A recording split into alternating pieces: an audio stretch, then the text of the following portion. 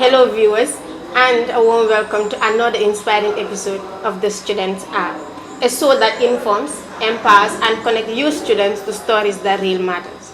I am your host, Awajeta, and today we are outside with someone really important. A story of transformation, a journey of resilience, and a man who turned pain into purpose. Joining us today is Sedikan, a backway returnee who didn't let failure define him. Instead, he turned waste into wonder and now leads Sedikan Decoration and Design Skills Academy. If you're excited as I am, please join me. Let's welcome Sedikan. Sedikan, welcome to the program. It's really a pleasure having you today. Thank you very much. So, let's start from the beginning. Many people know Sedikan, the artist, but not many know Sedikan as a person. So, can you please tell our viewers a bit of your journey before founding your academy?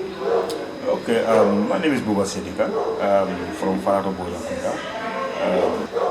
I can say the Bagway returning, but before Bagway, Sedikan, I can say not a youth leader, but someone who keeps inspiring the young ones, forming a football team and also going to.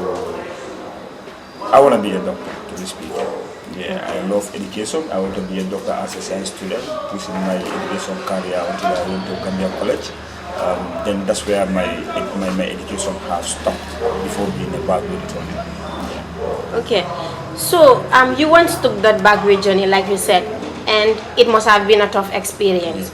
But then what led you to make this decision, and how did it shape the person that you are? What I can say is lack of support. That triggers me to go to this Bagway journey. Yeah. Because I graduated from Gambia Senior Secondary School of Gambia College. I was shortlisted. No one was there to pay for me. So the only thing I think of is changing the mind, changing the life of my family, or go for my dreams, because I want to be a doctor. So I need to have something that will support me in my education career or my young ones. So the only thing to get that, that's Bagway journey. That's how I took this Bagway from Bosnia then down to Libya. So that's how everything came up. Yeah. Lack of support and lack of skills, because I do not have a skill. So that's the damage to go to this Bagway journey. Okay, so after returning, you didn't give up. Yeah. Instead, you picked up waste materials and you turned them into beautiful decorations. So what actually inspired that? Yeah, like I was in Libya down there. Because my family, no one can pay for me. I was in Mauritania, I worked, the money I get, I go to local to work until I reached in Libya. Then I tried the boat 3 times, I could not cross.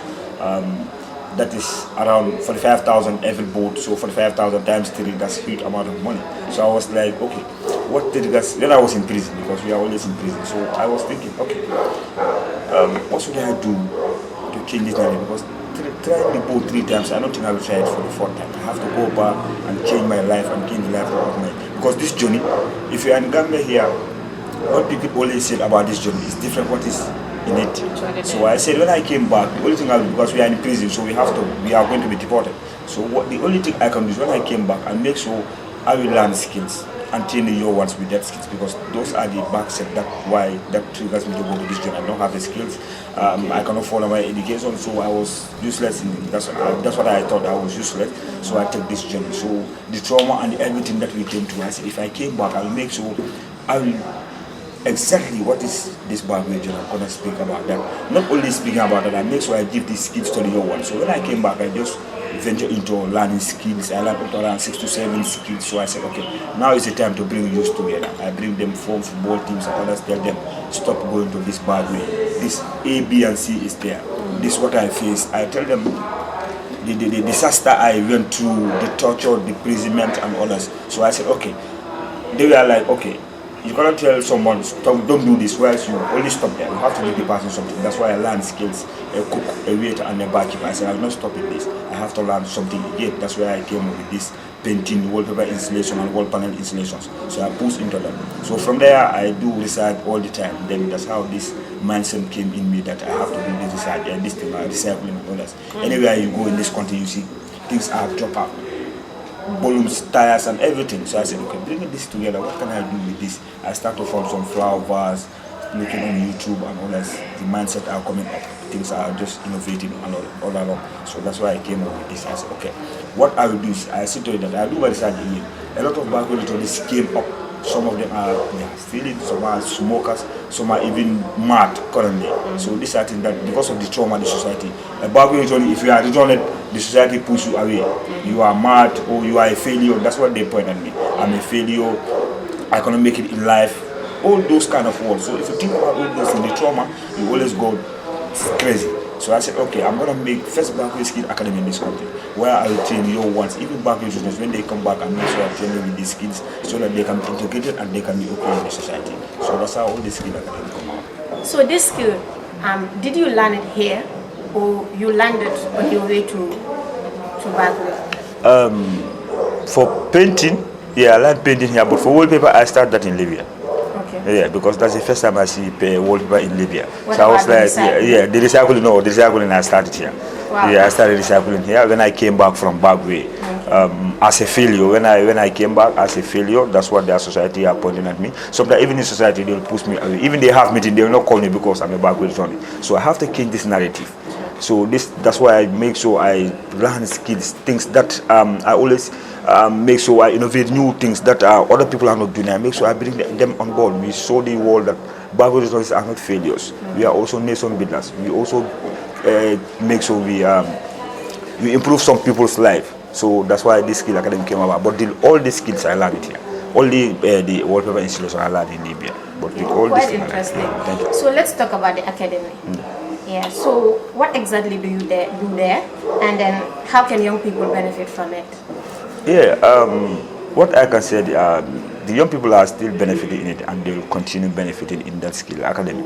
I can say that no go to Europe, but I can say that Alhamdulillah now, even I not give someone money, but we are giving someone the skills. In the skill academy, we are doing our main purpose is 99% or 100% we are in for recycling. Because if you go anywhere, even in this, what I always tell you, I'm in a car looking around, seeing tires and all that, everywhere is waste and all that. So I say, this is money, people don't know. Waste is money. So we bring this thing, because before you point, government did not do nothing. What are you doing for yourself? So the only thing you have to do is create something, create job for yourself, be your own boss. That's why we are creating this skill academy is creating. We are doing recycling, we are doing painting, wallpaper installation and wall panel installation. We are even telling your ones entrepreneurship. Because if I tell you the skills, you don't know how to market your product, it will disturb you. That's why we introduce entrepreneurship, and we make sure we bring a program manager, bring this thing, IT as well, so that your product you can sell them in social media, Facebook and all that, social media market and all that. Because if you don't know all those things, it will disturb you. So you have all these programs. Yeah, you have all. Yeah, in the academy, we have all these programs in the academy. Yeah. Very interesting. So how can one get access to this academy? How do you enroll students? And is there any fee attached to it? Yeah, for like I said, we train first batch. Before bringing the skill academy, it was only a business training people, then they just move with these skills. But after establishing the skill academy, our first batch is 85 students. We train them free of charge. They only bought the form $500, so that's where their t-shirt and all that $500. And every time we produce this thing, recycling product, that's why we all bought all those things. It seems like they only bought the form and let them go for the skills, because that's our target. We don't want to put something that will, because I cannot go to Gambia College because of fee. So I established the skill academy. I also want to attach a big fee to it, meaning I'm still repeating the same thing. A lot of them will also take to Backway. So the skill academy is not for only to make profit, but changing the mindset of the youths. Discourage them from not going to Backway, and also improve them into skill development. So with that, they are already done with that 3 months. Now we move to another setup again. That's another 3 months. So the people who finish their 3 months, that's basic level, they are going to certificate level, going for another bigger recycling products. So they only do for basic, so that you understand about these skills, techniques. So now we are moving to another level. So those level as well. We said, okay, the first batch, it was very difficult on us, only $500 for the form.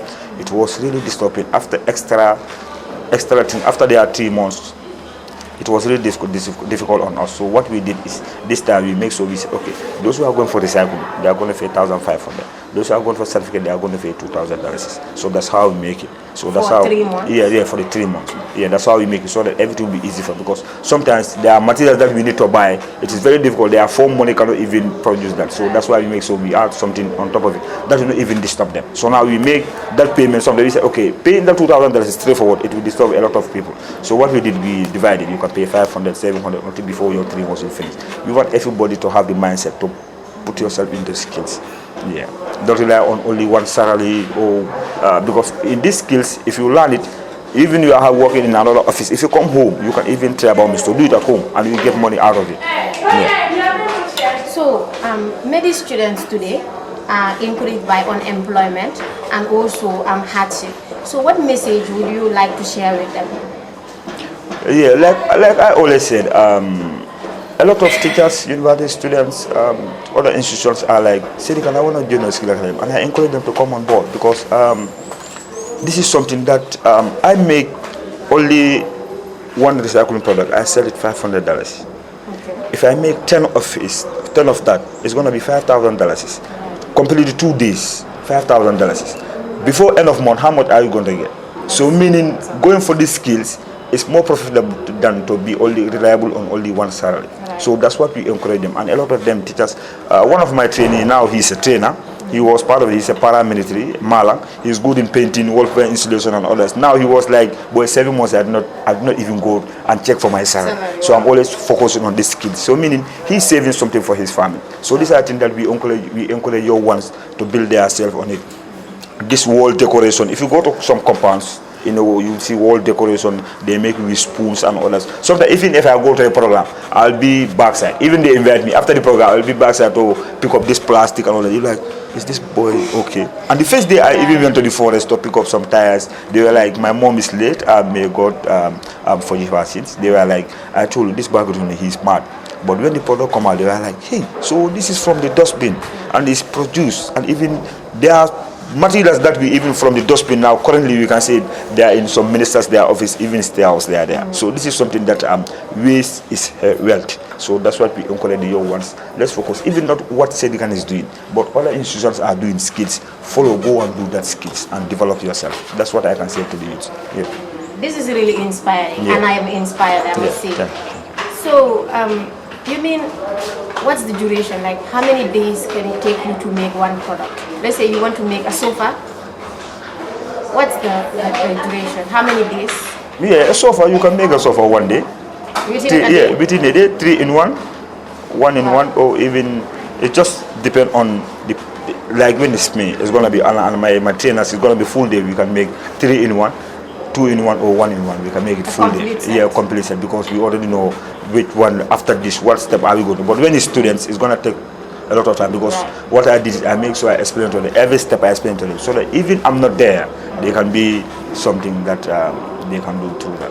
Yeah. So this is the final segment, and a quick one, and it's gonna be fun, I promise. So we are going to look at a few rapid questions, just a quick one. So just answer the first thing that comes to your mind. Yeah. Yes. So the first thing, what's the favorite tool in your workshop? Favorite tool in your workshop? Drill. Okay. And one word that would describe your art? One word that you can use to describe your work, your art? One word. Mindset. Okay.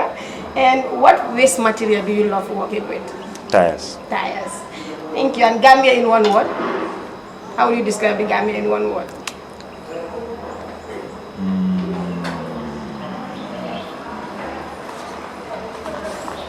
Gambia in one word. In one word. Yes. Paradise. Well, thank you so much, Sedikan, for being here. Yeah. Your story is a reminder that failure is not final, and that every young person has the power to create change, and also even from the most unlikely places. So we are very happy that you gave us this opportunity. So to our viewers, let this be an inspiration to you, for you to create and also never give up. So this was the Students Hour that comes to you every Monday at 8 p.m. I've been your host, Howard. Until we meet again, bye-bye.